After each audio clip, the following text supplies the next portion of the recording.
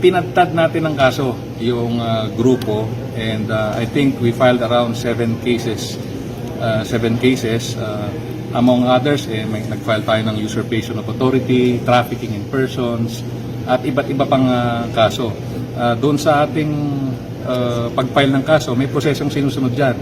So, nag-file tayo ng complaint, and the prosecutors will be evaluating it at hahayaan ding sumagot yung mga accused.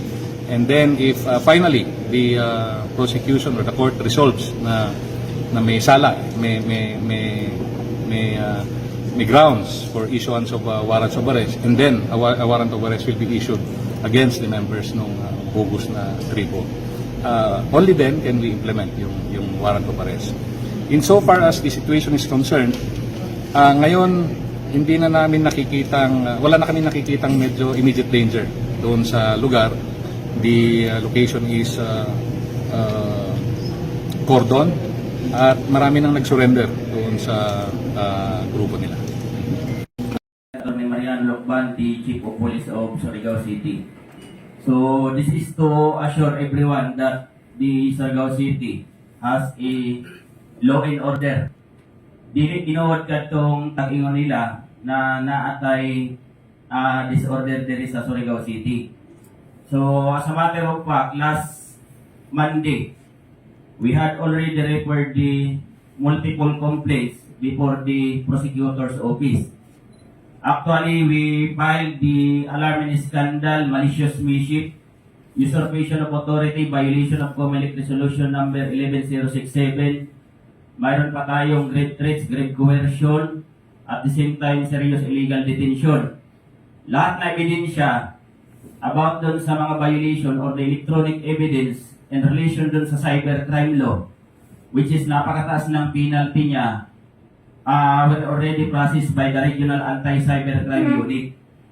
And based dun sa mga nag-surrender kahapon, we found out another violation of our laws, particularly the Trafficking in Person Act of 2003 or the Republic Act 9208. Ano ang reason na mayroong violation dun sa Trafficking in Person Act? Because there was a minor recruited by the group. And another violation is the large-scale illegal recruitment. That is a serious violation.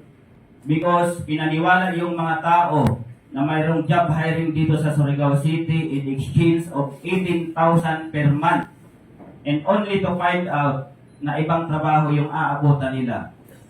Without actions of those group, makikita natin na nalagay sa alanganin yung buhay ng mga tao na nirecruit.